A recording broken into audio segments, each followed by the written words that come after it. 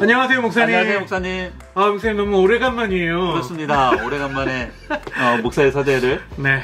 우리가 다시 한번 하는 것 같습니다. 네, 지난주에 목사님 그 서점에서 책 정리하시고 막 그러셨다면서요. 책 정리, 예, 맞습니다. 예. 네. 서점에 있는 책을 네. 한 권씩 제 손때를 다 묻혀봤죠. 그럼 책들 다 들었다 뺐다 하신 그렇죠. 거예요? 예, 한 권씩 전부 그렇구나. 다 한번 찍어봤습니다. 10년 만에 하셨다는 얘기도 네, 있고. 예. 네네. 자, 그래서 저희가 한 2주 쉬었는데요. 예. 이제 2주 만에 아주 어마어마한 책을 하나 들고 나왔습니다. 그렇죠. 네. 예, 책 제목이 뭐죠, 목사님? 이 책입니다. 예.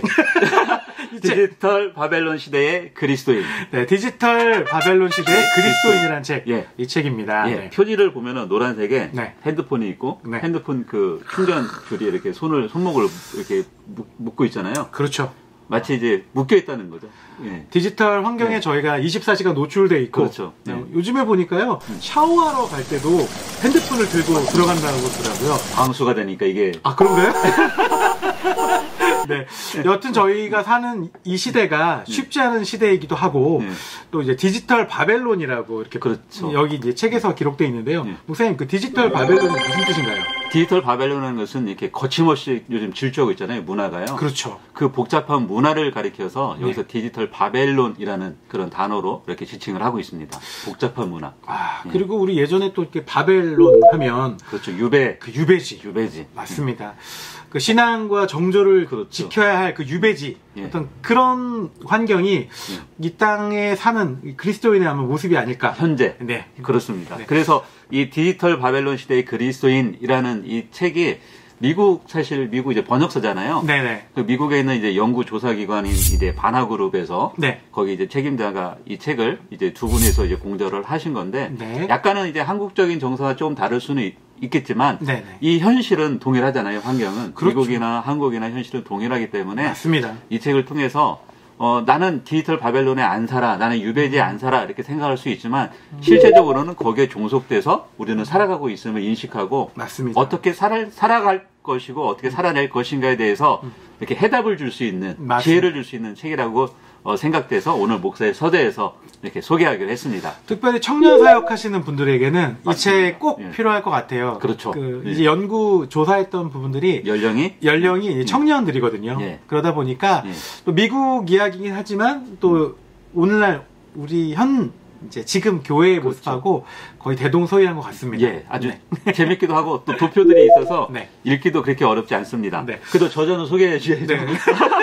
예, 저자 네. 데이비드 키네먼, 네. 예, 바나그룹 대표이자 연구조사자이고요. 또 하나 마크 매틀토, 네.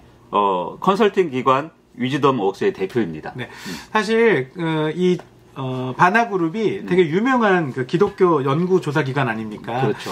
그래서 여기는 좀 롱텀으로 연구를 한다 그래요. 네. 저도 잘 몰랐는데요. 그 전에 그 유 로스트미라는 책에서도 이제 교회를 떠나는 청년들에 대한 그 연구 조사 이후에 나온 책이 바로 이 책이라고 합니다. 그렇죠. 네. 그때는 이제 복음에 대해서 이제 주로 이야기를 했다면은 여기는 좀 더 실천적인 부분들에 대해서 맞습니다. 훨씬 더 많이 이렇게 강조를 하고 있고 네.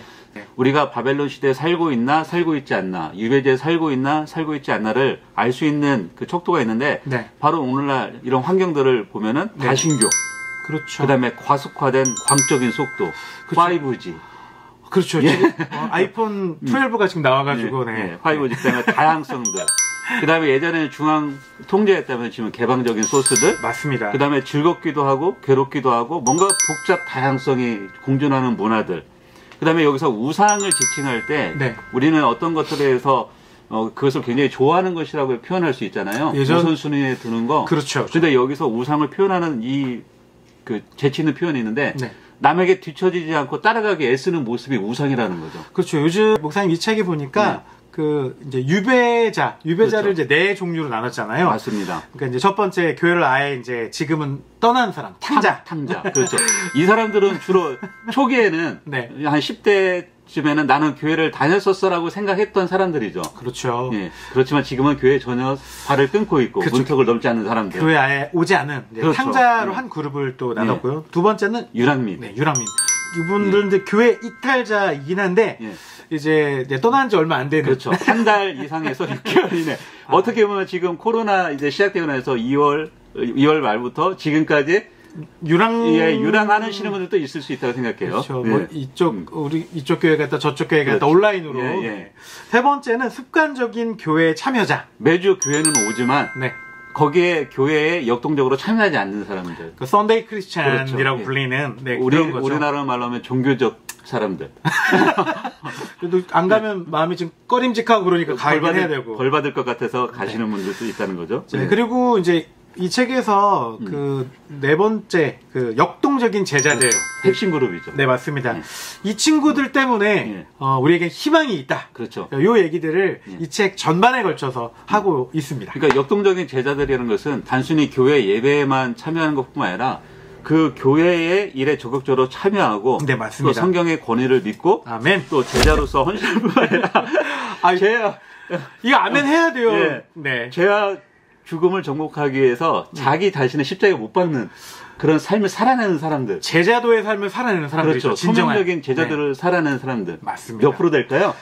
이 책에 보니까 10% 정도 된다고 하더라고요. 그렇습니다. 여기 그 바나그룹에서 조사한 그 통계에 따르면은 약 10% 정도가 바로 네. 역동적인 제자로서의 삶을 살아가고 있다. 이렇게. 미국 기준이죠. 그죠, 미국 기준. 한국은 어느 정도 되는지 좀 궁금하기도 합니다. 역동적인 제자들이 얼마나 되는지요. 그럴까요? 네. 청년 전문 사역자랑 모셔서 임 목사님을 불러야 될 것 같습니다. 예. 그래서 이 책에서는 네. 그 역동적인 제자들을 이렇게 길러내고 네네. 또 가르치고 훈련시키는 5가지 실천 원리에 대해서 중점적으로 소개를 하고 있습니다. 그 5가지가 역동적인 제자들을 키워내고 그렇죠. 또 교회의 희망과 또 앞으로의 일들을 이렇게 이제 잘 해낼 수 있는 이런 것들을 해주는 그 실천 원리라고 할 수 있겠죠. 맞습니다. 네. 그 5가지가 뭐냐면은 네. 예수님을 경험하는 것. 그렇죠. 이건 당연한 거잖아요. 예. 사실 우리가 입술로는 많이 얘기하지 않습니까? 예수님 경험해야 된다. 뭐 수련회 가더라도 오늘 꼭 저를 만나주세요. 이렇게 같이 기도하자 그러는데 결국 그게 경험이 아니라 경험한 감정. 감정에 너무. 근데 여기서 말하는 것은 이제 더 친밀한 경험을 얘기하는 거죠. 그렇죠, 맞습니다. 예수님과의 친밀한 교제의 경험, 그 음성을 듣고 또 그 음성을 따라서 순종할 수 있는 그 친밀함까지 가는 것을 그래서 예수님을 경험하는 것. 네, 맞습니다. 또 한 가지 소개시켜 주시죠. 네, 두 번째는 문화적 분별력을 길러라. 목사님, 문화적 분별력 어떻게 기를까요? 사실 문화적 분별력을 기른다는 것이 우리가 이제 똥인지 된장인지 찍어 먹어봐야지 안다고. 그렇죠. 근데 찍어 먹을 수는 없잖아요. 목사님. 맞아요. 근데 혼자서는 사실 잘 모릅니다. 이게 공동체에서 지적으로 또 영적으로 그것들 분별해 줄 수 있는 어떤 그런 그룹들이 좀 필요한 것 같더라고요. 그러니까 그 문화적 분별력을 기르려면은 결국은 내가 누구인지를 알아야 되잖아요. 그렇죠. 내가 누구인지 답을 찾으려면은 그것을 가르쳐주고 그것을 함께 공부할 수 있는 그 그룹이 필요하다는 거죠. 맞습니다. 그 공동체가 없다면은 그 공동체에서 자신을 발견할 수 없을 뿐더러 내가 누구인지를 모르기 때문에 문화적 분별력을 가질 수 없다는 거죠. 맞습니다. 세 번째 뭐죠, 목사님? 세 번째는 바로 의미 있는 관계입니다. 우리 보통 관계가 다 관계의 의미를 주지는 않나요? 관계의 의미를 주는데 특히 요즘도 마찬가지. 요즘은 이제 더하죠. 소외가 되어 있고 개인주의가 너무 팽배하잖아요. 그러니까 소외가 있고 또 개인주의가 있다 보니까 서로 관계하는 것을 어려워해요. 그냥 카메라로 보고 1대1로 이렇게 소통하고 그런 것들은 잘할 수 있지만 대면에서 서로의 속마음을 내놓고 나의 고민을 털어놓고 그것들을 서로 용납하고 받아주고 포용하는 그런 관계들이 어렵다는 거죠. 실제로 저기 이제 온라인 수업하고 나니까 다시 대면으로 못 돌아가겠더라고요. 그렇죠. 편하니까. 왜냐면 그런 관계를 해야 내가 지금 인정받고 있고 사랑받고 있는가를 깨달을 수 있잖아요. 맞습니다. 그 안에서 나의 존재감도 확인할 수 있는 거잖아요. 그러기 위해서 여기서 또 말하는 것이 바로 공동체라는 거고 소그룹 이야기를 하고 있는 거죠. 맞아요. 지금 이제 코로나 이후로 소그룹 이야기가 좀 많이 부상되고 있지 않습니까? 그렇죠. 살 길은 소그룹밖에 없다.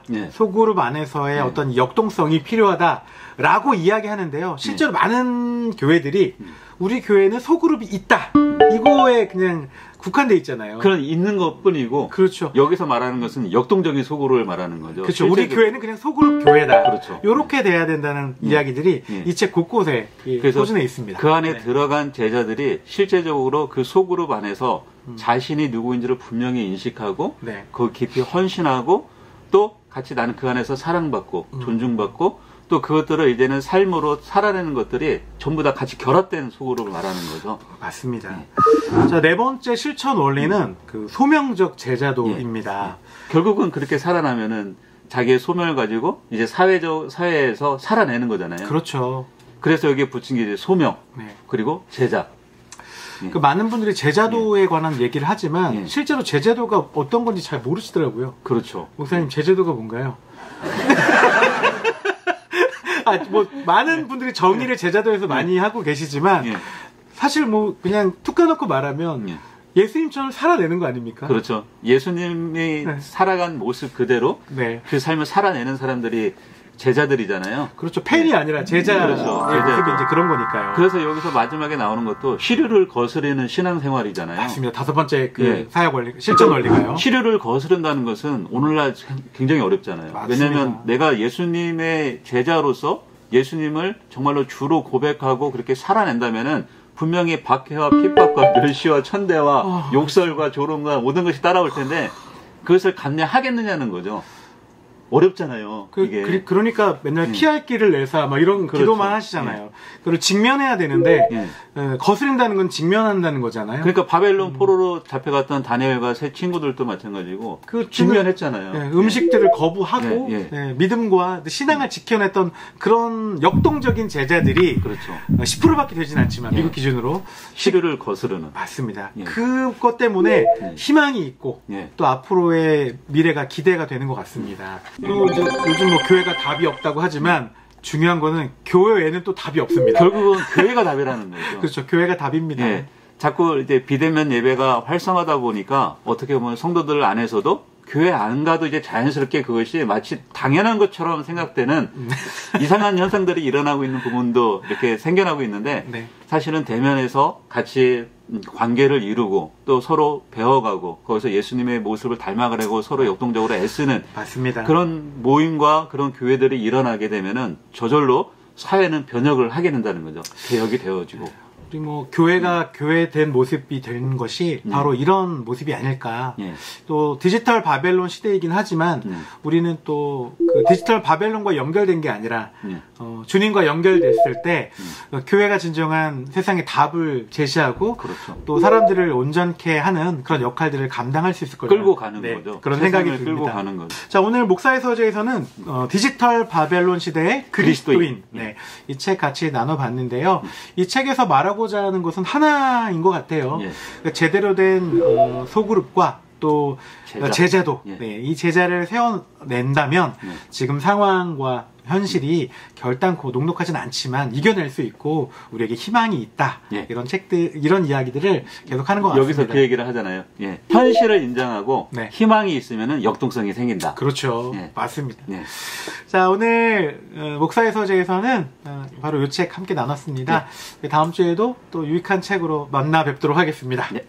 감사합니다, 목사님. 감사합니다.